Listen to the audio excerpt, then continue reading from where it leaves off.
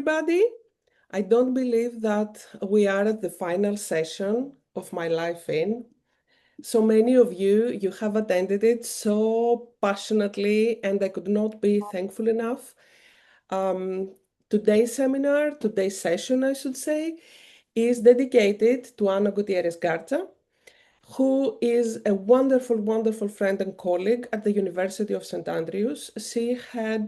She has advanced economic anthropology to a way that has made an explicit and extremely interesting connections between economic anthropology care.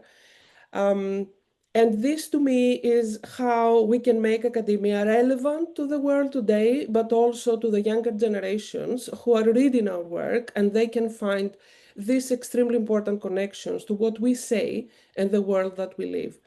So Anna has done an extensive work on Latin America migration, gender care, and social inequality.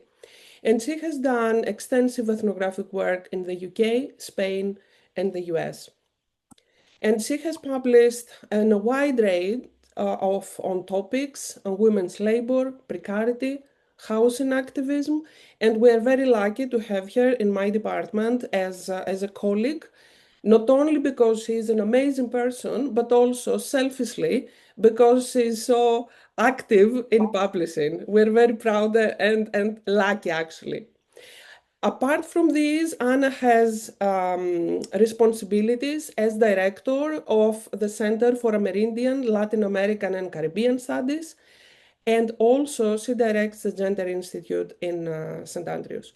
And today she is in conversation with another wonderful person, Alejandra Ancheita, and we are so looking forward to this conversation. Anna, to you to introduce Alejandra. Thank you. Thank you, Stavroula. Thank you for the lovely introduction. And I'm going to introduce another amazing woman, Alejandra Ancheita, which is not only an amazing human rights lawyer and activist, but also a good friend of mine, an amazing friend. So just to give you a brief bio of Alejandra, she's a Mexican human rights lawyer and the executive director and founder of ProDESC, Proyecto de Derechos Económicos, Sociales y Culturales in Mexico City, as well as the Initiative for Transnational Justice. Her work focuses on a wide range of issues from corporate accountability, land and territorial rights, labor rights, gender justice, with a particular emphasis on transnational businesses activities, on indigenous communities and workers in sectors characterized by higher levels of precarity in Latin America. Over the past 2 decades now, she has been engaged in strategic litigation, advocacy, and coalition building at a national and also international level. She holds a degree from Universidad Autónoma Metropolitana in Mexico, and she holds an LLM in Global Justice from Fordham University, New York. On top of the work that she does at ProDESC, she serves on the board for the European Center for Constitutional and Human Rights, the Martin Ennals Foundation, the Center for Constitutional Rights, the Business and Human Rights Center. She's also a member of the several advisory boards. One is the Center for Advanced Studies, Reflexive Globalization and the Law at the Humboldt University in Berlin, and also the Bonavero Institute of Human Rights at Oxford University. She has received several recognitions for her work on human rights. This includes the Martin Ennals Award from the International Human Rights Community and the Wasserstein Public Interest Award from Harvard Law School, as well as a recognition from the Mexican Senate for her defense of workers, migrants, and indigenous communities. And she received the Omecihuatl Medal by the Mexico City government for her efforts to promote women's rights. She also has been granted an honorary doctorate from the University of Paris, Nanterre. Thank you, Ale, for being here with us. In this conversation, I'm gonna just ask you a few questions, but this is more like a conversation because we're interested in several kind of like basically on your overall experience as a human rights activist. So, first of all, can you give us like a short explanation of what is your current role and what does your work involve in the organization that you run in general? Well, first, thank you so much for the invitation to Stravola and Anna. Um, it's a pleasure to share this conversation with all of you. And I would like to also say that part of my practice and career as a human rights lawyer was a company for Ana Paola. She was also one of the founders of the Project on Economic, Social, and Cultural Rights here in Mexico, almost 21 years ago. And of course, she's also a magnificent academic, but she had a very successful also career as a human rights defender and activist here in Mexico before deciding to go to Europe to pursue her academic career. So, trying to answer your question, well, formally, I am the executive director at ProDESC and also principally in charge of defining the strategics, not only about litigation, but also how to decide which kind of cases we would like to take or we can't take once they are presented to the organization. I am also a lawyer and also I'm still litigating some of the cases, principally when the cases are in the Supreme Court. I am the lead litigator in those kind of cases. And the other huge part of the work is also looking for funding, no, which is not the most interesting side of the work, but is necessary for doing the other interesting part of the work that the organization is developing. And tell me, okay, we would like to know how did you, I mean, I know you've been working in human rights for a long time, even longer, I mean, longer than ProDesk.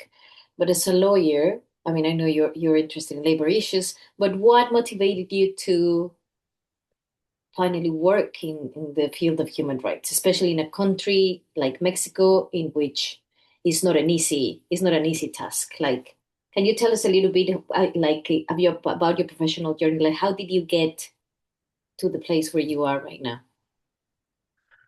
Well, I think it started principally with the experience of be part of a family that my father was also a lawyer, a social justice lawyer, and my mother was also an activist when she was younger. And of course, I'm of the generation that their parents were activists during the 60s. My parents were activists during the 60s, and yeah, in my home, the environment was mostly about how to how to improve social justice in Mexico. No, principally because Mexico is a country where social justice is not still guaranteed for everybody, and the inequalities are so deep that is just in front of you. So in my house, the main discussions and also the conversations were always around how to improve conditions for people that were not in the best um, positions for exercising their rights and for achieving a better life. So that I think that was one element. The other element was, of course, um, seeing my father working with communities. I was born in Chiapas, it's a state in the south of the Republic, and is one of the poorest states in Mexico. And it's also one of the states where the indigenous populations is higher than in other states here in Mexico. So my father dedicated his life to defend land and territory of indigenous communities in Chiapas. So I was lucky enough to be with him during some meetings and to see directly the impact of his work. So for me, it was very natural to decide, well, I wanted to do the work of my father, no? And when I decided to go to law school, it was in 1994, and it was the same year where the Zapatista movement started here in Mexico. No, here, you probably know, here in Mexico during the 90s, we had a huge and very important social movement led by Indigenous, which was the Zapatista movement, and it started in Chiapas, even when it was a national movement for achieving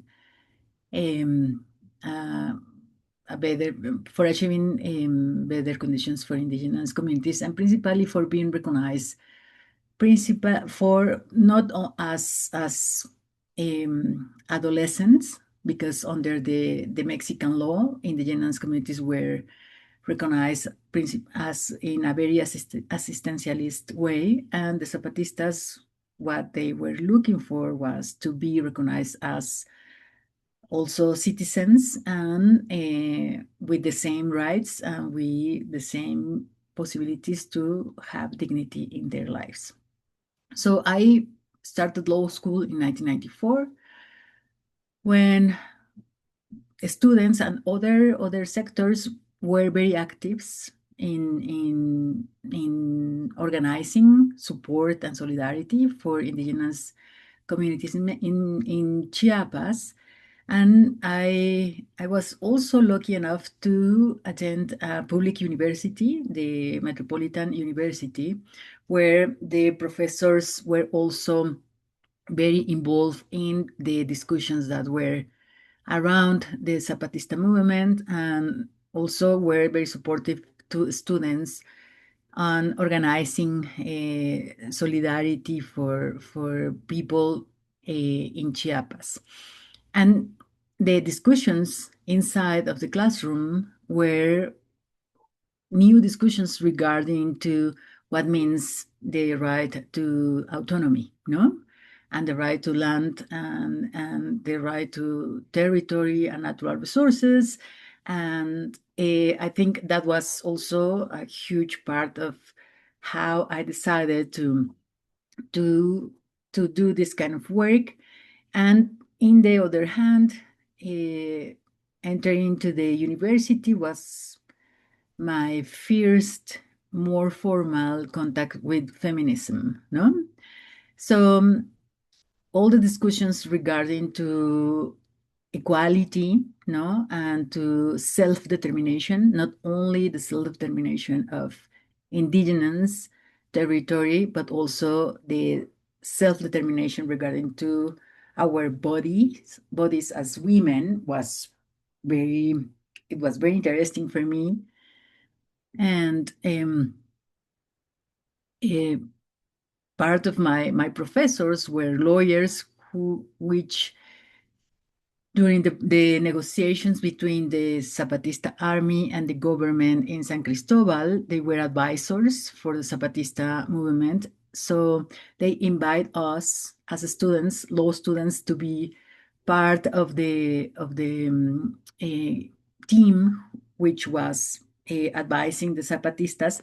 We were not, I mean, we were principally as witnessed. No, we were not developing all the discussions. We were able to listen the discussions between the Zapatista army and also between the representatives of the government.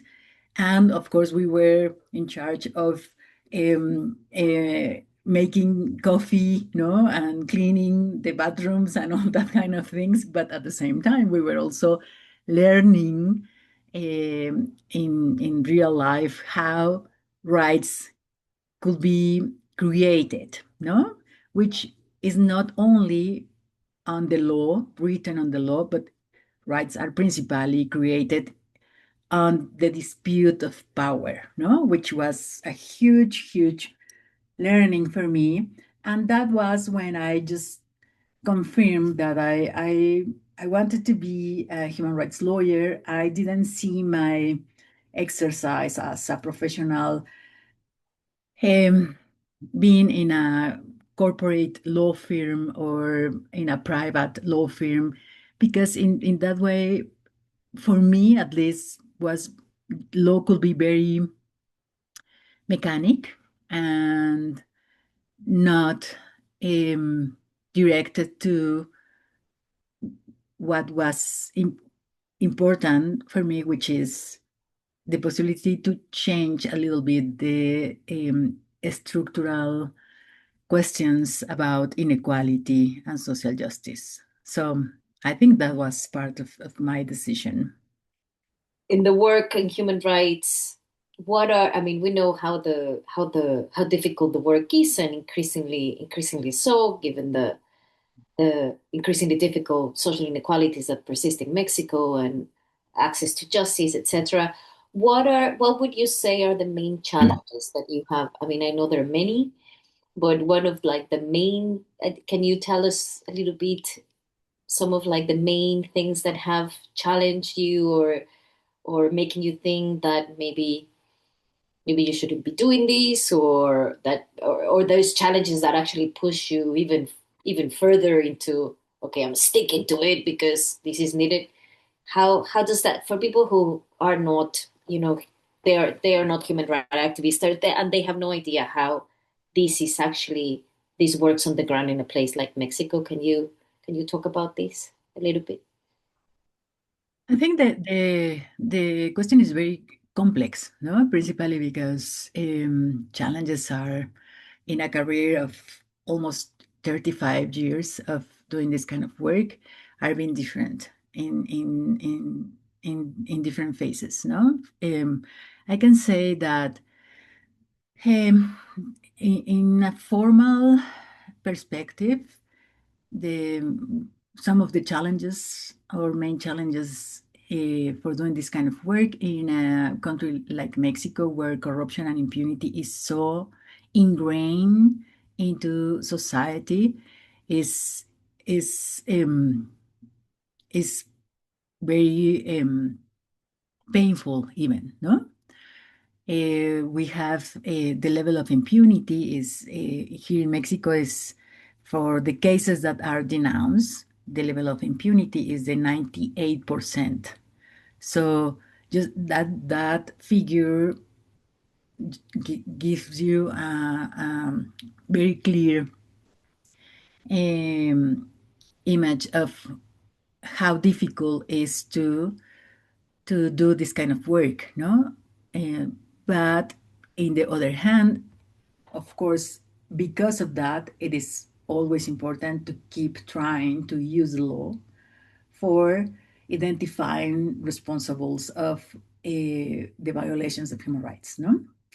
So the corruption inside of the institutions that are supposed to apply law is one of the challenges, and also how this corruption is making more and more visible the and tangible impunity, no? So also impunity is creating the sense of why do I have to go and denounce violations of my human rights if nothing is going to happen, no? Which is this perspective of nothing is going to change, no? So that is the sense of impunity that impunity is creating among people or the society here in Mexico. But in the other hand, also the few people that decided challenge corruption and challenge impunity, because even when it's very difficult, it's important to keep fighting to change that. That is why I decided to let's keep doing this kind of work. No, I think that is some of the reasons of keep working on this field. The other part is that my work is principally with communities, indigenous communities, rural communities, collective of workers, principally female workers that are developing their work in very precarious conditions. And all the cases that I decided to take and to litigate are collective cases. In that way, it's different always to see the collective organizing process for this kind of cases. When you are taking only individual cases, you are dealing only with one person, and of course you are dealing only with that person and their questions and their challenges.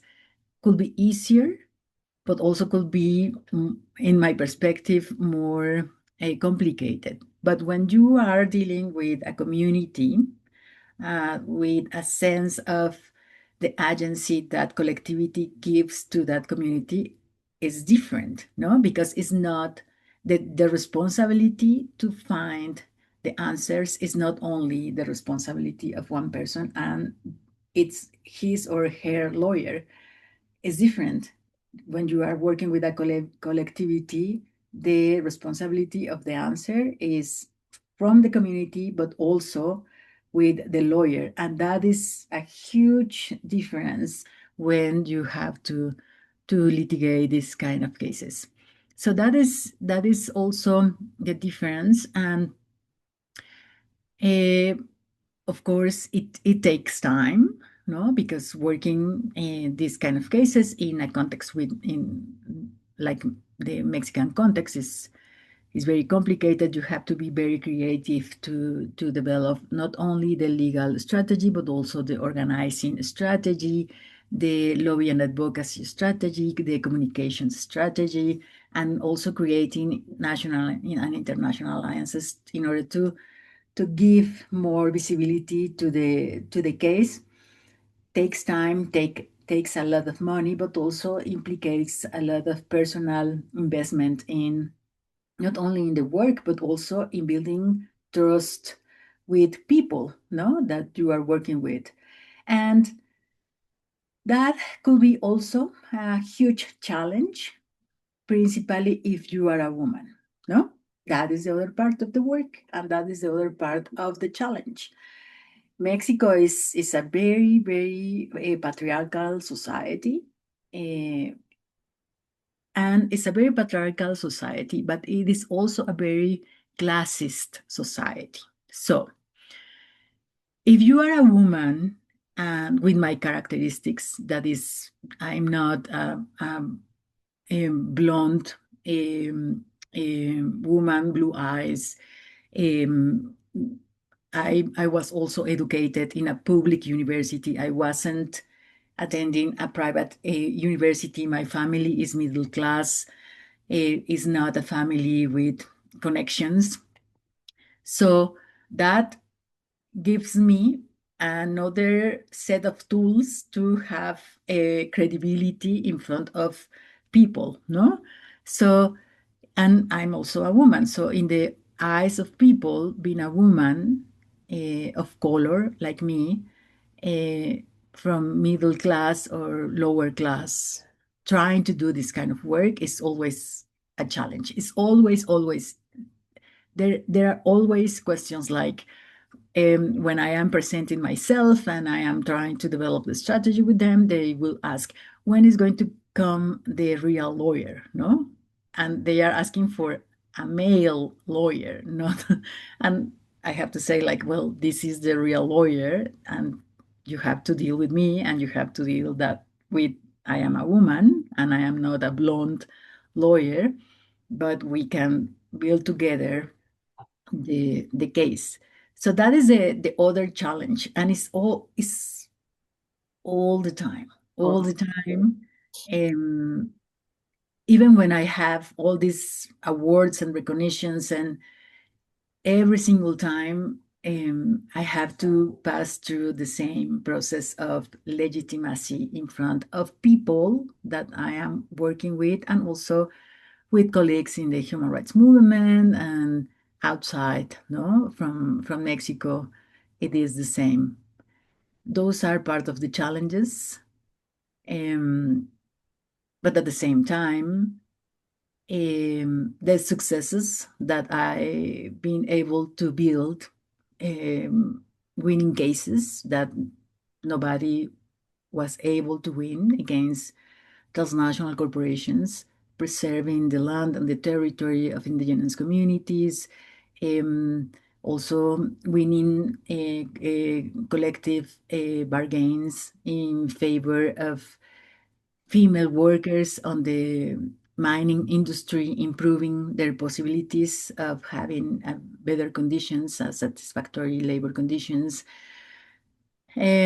organizing sex workers here in Mexico City, and now this union of sex workers are able to bargain with the government of Mexico City for better conditions, principally during the World Cup that is going to happen here in Mexico in the following days. When you can see in concrete the success of your work, that is when I reaffirm that I wanted to do this kind of work, even with the other side of the challenges that I already described. I think I just went to the stratosphere, Anna, but Oh, no, it's fine because actually the next question was what is the aspects of work that you find most rewarding, and you have kind of like talked about that. Can you tell us which case, because I know you've worked like huge cases against transnational corporations that many people would have thought that it was possible. Can you give us a hint of like which one of these, like it's your favorite case? well, I have several cases, no, but I have two cases that are my favorites, and I will talk about that because are against European transnational corporations, and you probably can look on internet about these corporations.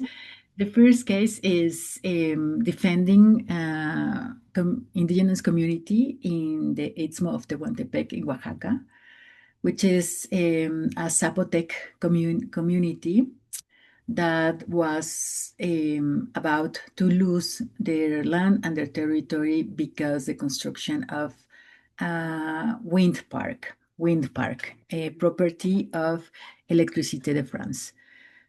As you all probably know, Électricité de France is the energy corporation from France, from the government, the para-estatal a company, and it has several projects outside of France, and they were prepared to build the not only the biggest wind park of Mexico, but of Latin America, on the land and the territory of this indigenous community called Unión Hidalgo. No?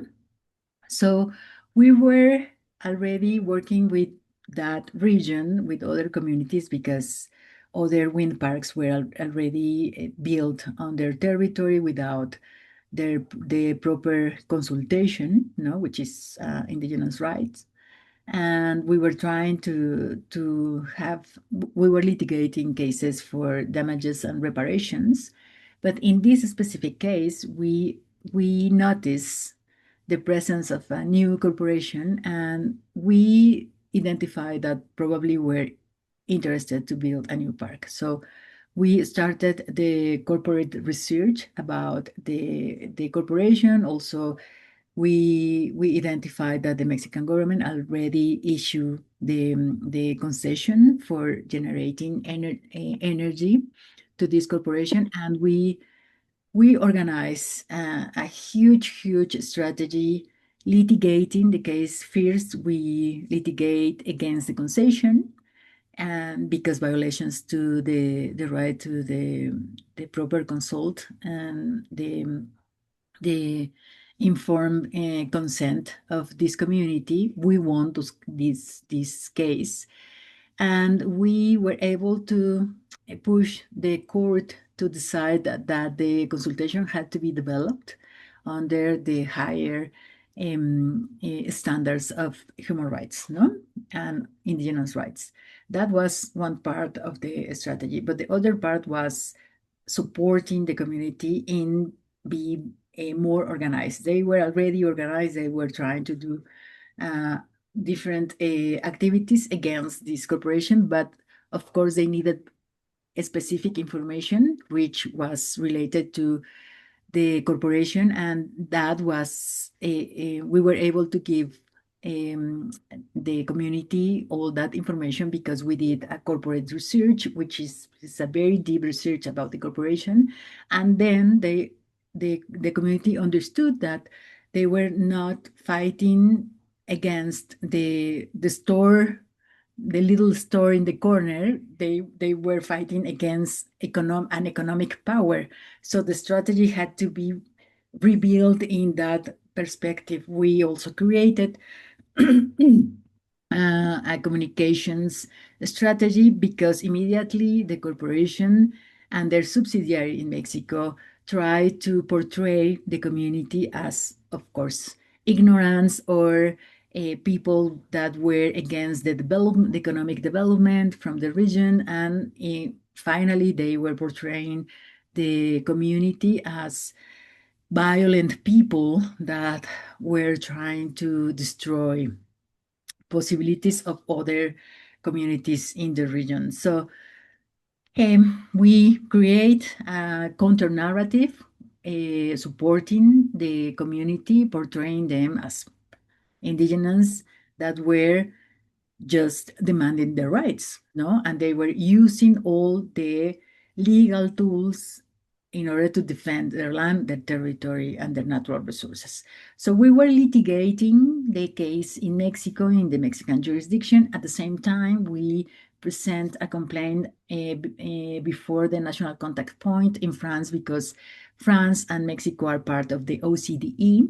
So we submit this complaint.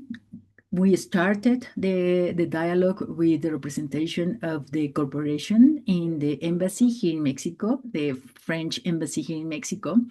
And the lawyers came just to say that they denied every single accusation that we were describing in the complaint. And if we were so sure that the corporation were doing all these violations, we were welcomed to suit the company. So that was when the community decided, then we are going to sue the company.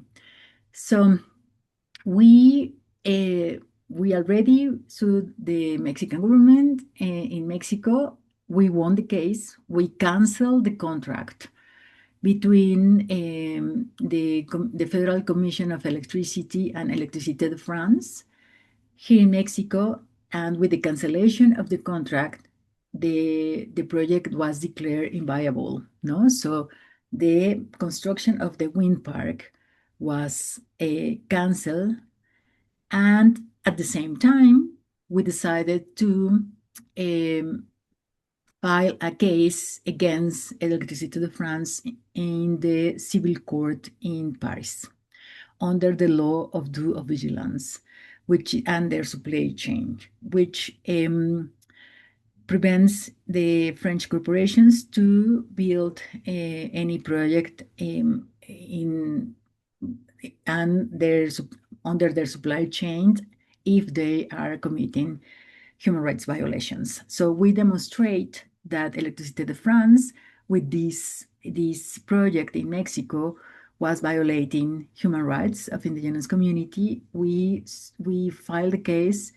We won the admissibility, and we also won that the judge declared that the corporation that was under scrutiny was the parent company and not the subsidiary, because the lawyers of the corporation were saying, as always, that, well, the company who was committing all these violations was the subsidiary, because the subsidiary was led by Mexicans. And of course, Mexicans are all ignorant, no? So that was the defense of Electricité de France. But we proved that the parent company knew about all the strategy, and the company was the one who has the responsibility on all the violations. And the judge decided that the corporation that is going to be under scrutiny was Electricité de France, the parent company. So we are now litigating against them. The final resolution will happen in September, and in France, in Paris. And that is only one example of how these kind of cases can not only prevent a major violation of human rights in Mexico, in the territory of the communities that are being affected, but also how the communities organize in this holistic way, thinking in demanding the rights, but also in how create these kind of examples for other communities in Mexico that could be affected by transnational corporations, or other communities in other parts of the world, principally in the global south, affected by these kind of companies, can use their example for fighting for the good. No? So that is, I mean, I'm doing a executive summary of a huge case and a very complicated strategy, not only legally but also organizing and everything. But and the case lasts 11 years, no, and implicates that we were spending a lot of time in the community. We were under attack. We were receiving death threats, and we actually are part of the mechanism, the federal mechanism of human rights defenders and journalists here in Mexico, because during all these years, we were under attack and under death threats and different kind of things. So we have to face that side of the strategy, but at the same time, this is just one case that show that you can win. You can win even with the conditions that I described in the beginning, conditions of corruption, impunity, inequality, a huge level of violence here in Mexico. But at the same time, when people and communities are well informed about the rights and also well informed about the impact of this kind of projects, and if they don't want to have that kind of projects and corporations in their territory, in their houses, they have the right to say no.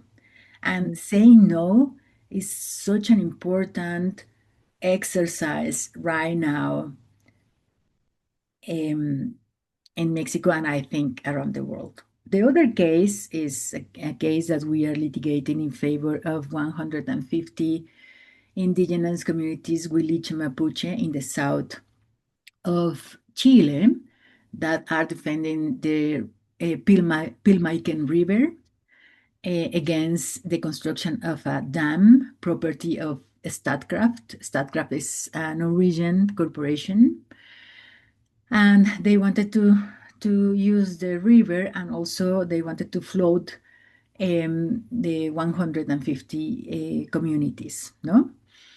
The Huiliche Mapuche decided to litigate the case in Chilean jurisdiction, and we are now litigating the case again under the national contact point in Norway, and we are going about to present also a lawsuit on the Norwegian jurisdiction against Statkraft, which is the most important energy corporation of Europe, no, in favor and representing 150 indigenous communities from the south of Chile.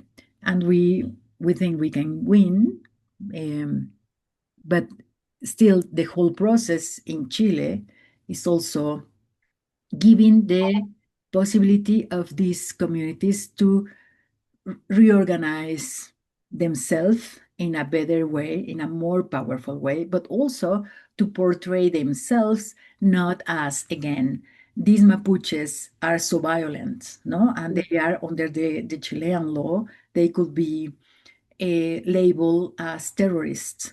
But now they are portraying themselves as indigenous that know the rights and they can fight using the law for defending their land, their territory, their natural resources. And for them, the Pilmaiken River is not only a river, it is under their cosmovision, is their grandfather, no, their abuelito.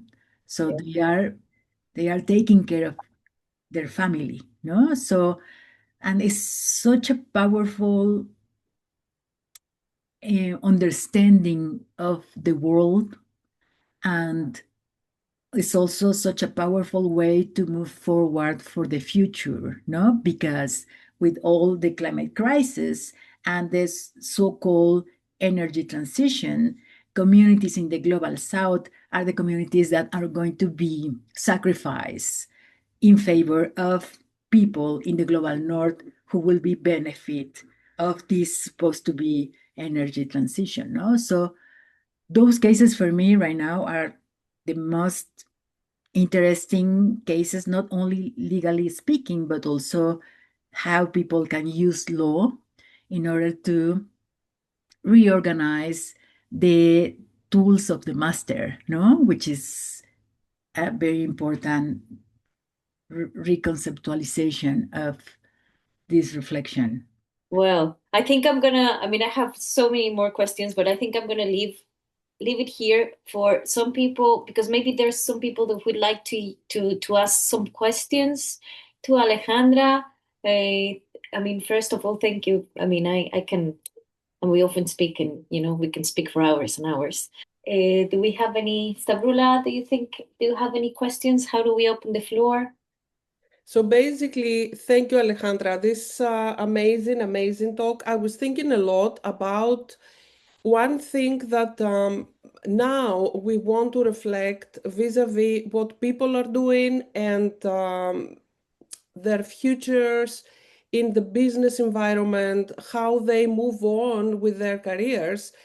And I was thinking this one thing that we are discussing a lot right now is the question of joy. And I wanted to ask you, how much joy do you derive from your own work? Because I can sense it, but I want you to articulate it for us, please. Thank you. Thank you, Starula. I think it's such an amazing question right now for me, principally because I'm writing a book with another colleague who Ana also knows, which is Alexandra Haas. She's the executive director of Oxfam Mexico, but she's also a lawyer and she's also a very good friend of mine. So we are writing a book interviewing 15 human rights defenders, women, female human rights defenders here in Mexico and some from Latin America, trying to identify what is the joy of the work that we had been doing, no? Principally because we wanted to also reframe this image of human rights work is everything about sacrifice, and principally for women, no? If you are women, you have to sacrifice everything, no? And you have to suffer in order to be valuable for people. And we were so against that. We are all, Ana, Alexandra, and I, we are feminists, no? And we, as you know, feminists are, of course, fighting, but also trying to enjoy a life, no? So, and I think for me and for other human rights defender, joy doing this kind of work comes in different aspects, no? For example, I was talking with Alexandra in last in January. I had to go to Chile, to Santiago de Chile, because I have a mediation with the CEO and her team from Statkraft in Santiago de Chile about this case, no? And she came with you can see all these men with suits, no, and blonde people. They are like Vikings, no, Vikings. Uh, I was there with the Mapuches. I think Ana has this picture about me and the Mapuches representatives, the lawyer from the Mapuches. The Mapuches is an indigenous lawyer, and he has this very long hair. No, he's brilliant, a brilliant lawyer, but he's very proud about being a Mapuche. So we had a whole week mediating with the corporation. And in the end, they were again denying all the violations. And we were very patient during the mediations, but in the last session, the lawyers were very aggressive and very arrogant, no, against the Mapuche people. So that was when my colleague Guillermo, another lawyer from my organization, and myself, we had to bring all our training as lawyers, and we started to litigate in this moment, no, and we won the discussion in that mediation. And I realized that winning the argument against these lawyers that can speak a perfect English and, have all this symbolic capital in favor of them, winning the argument there. And of course, we were able also to have all the information about the strategy that they have, because they were very mad. So our strategy was getting the lawyers mad, because when they are mad, they give you more info that they don't have to give you, no? So we make them very angry, so they were giving us the strategy that they are going to implement against us and the Mapuches. So when we were in that moment, we took the strategy and we closed the mediation, no? And we left the table. So that the whole process was very tiring, but in the end, winning against that symbolic power, no? For me, that was like, this is so enjoyable, is what that is, because it's the exercise of power, no? And I think that is also joy. The other part of joy that this kind of work gives me is to be part of a collectivity. Because of that, I'm always litigating cases with communities, collectives, and unions, because collectivity could be very complicated, but it's also so enriching, because you can understand that human condition is complex for everybody, but still exercising power in a communal perspective, exercising power to build and not to dominate, is always better when you are able to do it in a community and in a collective way. And that is also a source of joy, no? Because you are not anymore alone, no? Which is a huge, it's a different experience. You can feel every single day is living in this very capitalist perspective and way. Is you are feeling, even when you are around of too many people, you have this feeling of loneliness, no?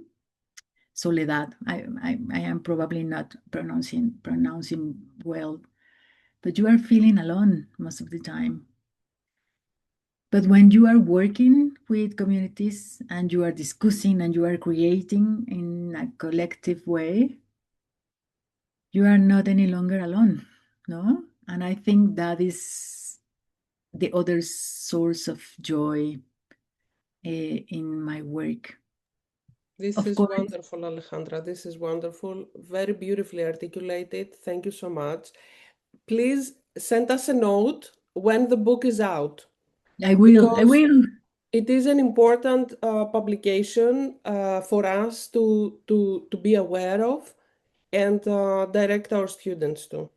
Alejandra, do you have any last sort of like remarks for anyone who would like to get into the life of becoming a human rights lawyer or activist, or I mean in what you do with building up these cases and spending all this time with people is pretty much, it's very close to the type of field work that we do, in a way, building up trust, and how difficult is that. So I mean, being involved in this type of, and the NGO sector in human rights is something that anthropologists can come into. What would you tell to a young student who would like to get into this path, into this career? well, I think something that helps me a lot and my team to doing this kind of work is to always remind us that we are not in the center, no? We are just part of a strategy, and we can facilitate the strategy, but the ones who are the protagonists of all these cases and all these victories are social movements, no? And I think that is always very important. And um, that for me, another anecdote, which is always very important to remind me and my team, is we were one time in an assembly in Guerrero with another indigenous community, and we had an agreement with them about some steps in the strategy. We came back to Mexico City, and the following day they decided to do all the contrary that we agree with them, no? And we were just like, come on, guys, we have this agreement and you just disregard everything. And for us, we were so mad. And the leaders of the community told us something that I always remind myself. Like, they say, licenciada, which is lawyer, no, in Spanish. Licenciada, the thing that you have to understand is you and your team is only one tactic of a very longer historical strategy, that the strategy is led by us. You are just one tactic. And yes, we can take the decisions that are the best decisions for the long run and not for your legal victory, no? And for me, it was like, whoa, right, no? And that means to understand that we are working with equals, and that is very complicated to understand. And the other side, I think, for us, and that could be useful to give, this is not an advice but a suggestion, is doing this kind of work is very demanding, and you are always receiving, most of the time, the pain and the frustration of people that you care. So in order to understand how to be more useful for them and for the strategy, you have also to take care of yourself. You have to go to therapy. You have to find whatever is the source of your equilibrium as person and professional. You have to do it. And because in the other way, you can just fall again in this very unhealthy dynamic of sacrificing yourself. And we don't need more martyrs. We need effective people that is able to have clarity to build strategies, but also have their own family, their own source of joy, and their perspective of building this kind of work is useful only if you are, if not happy, at least have a satisfactory life, no? So I think that this is the only thing that I can think I can share with all of you. Okay. That's wonderful. Well, on that note, should we close it? Yeah. Yes. Thank you, Alejandra. Thank you again. And I'll see you soon. Thank you Thank all. you, Anna. Thank you, Alejandra. Thank you very much all for coming to our seminar. We're gonna see you back in September. And with that note, big heart. Thank you, guys. No more martyrs. Thank you, Alejandra. Thank you. Thank you. Bye. Thank you, Anna. Thank you, guys. Bye.